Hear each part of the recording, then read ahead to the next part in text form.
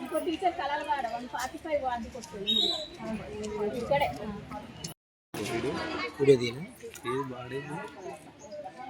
Government చెప్పారా sir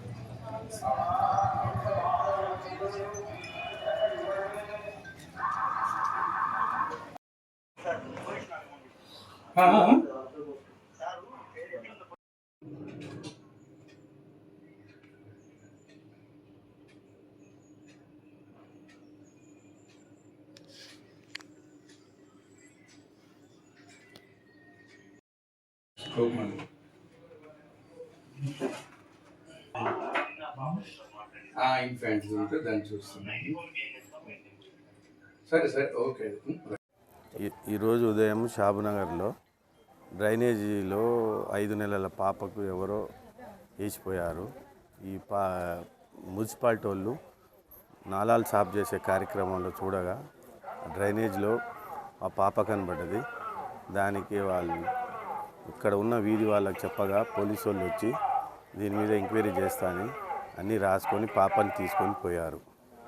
మరి దీనికి సంబంధించినది ఎవరో అనేది పోలీసులు దీని మీద ఎంక్వైరీ చేసి చెప్తా అన్నారు. డ్రైనేజ్ వాళ్ళు చూసిరు, చుట్టుపక్కల వాళ్ళు ఎవరు చూడలేదు.